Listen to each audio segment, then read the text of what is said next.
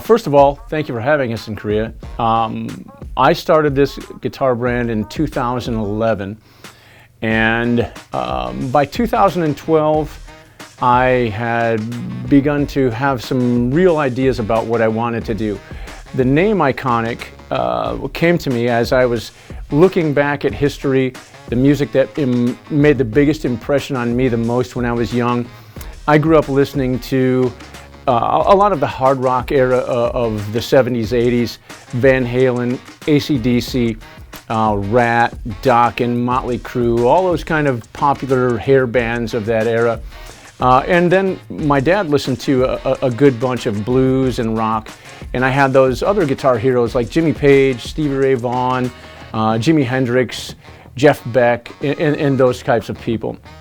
So each one of those bands and guitar players that I just mentioned had become associated with a certain style of guitar that they played. You know, if you think of Stevie Ray Vaughan, you think of one guitar. You think of Jimi Hendrix, you think of one guitar. You think of Jimmy Page, one guitar. So I wanted to, you know, because these musicians had basically become a part of my life growing up. You know, every time I would turn on music, you know, put my little headphones on or whatever, that was what I was listening to. And same thing on into, you know, Metallica and Megadeth and all these other bands.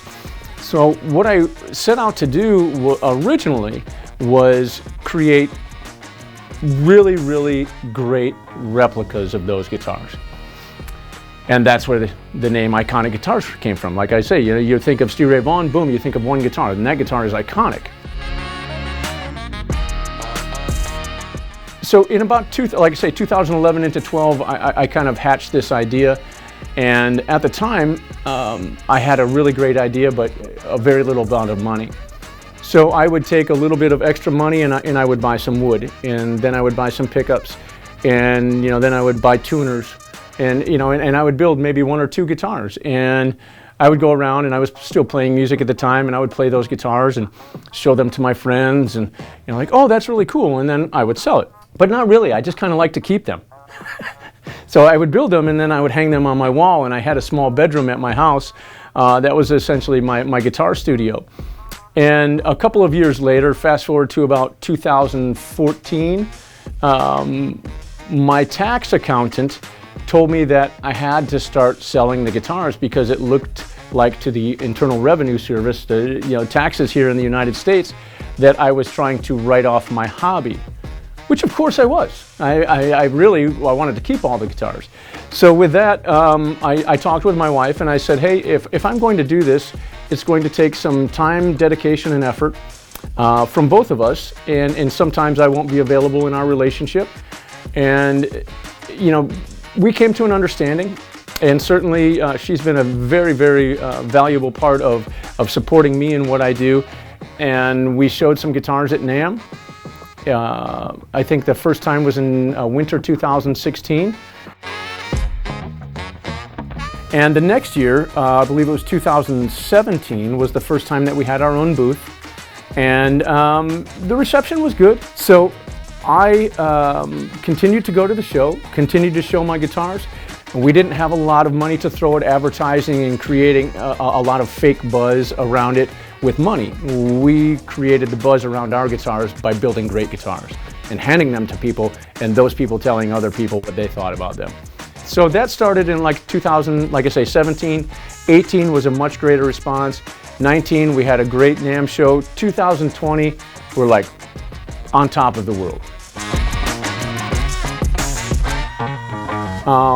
I wanted to basically buy all of the pickups that were available on the market. I didn't have the money for that, right?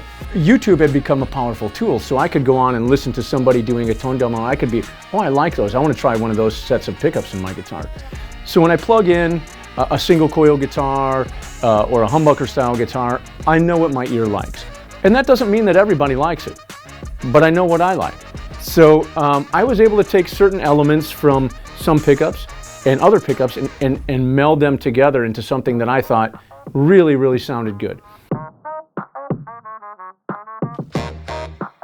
There are tried and true wood selections in the guitar world that have proven to work long before my existence in it. But I have found that a really nice, two-piece alder body sounds great on our Solana model guitar. A two-piece swamp ash body also sounds great, but has a different tonal characteristic. It's the same thing with regards to wood within the neck. The roasted flame maple necks. We'll take that, on a maple neck, we'll take that 1/5A board, and it's essentially a one-piece neck, although we split it and put it back together. Really looking forward to partnering with our friends at Musicians Club.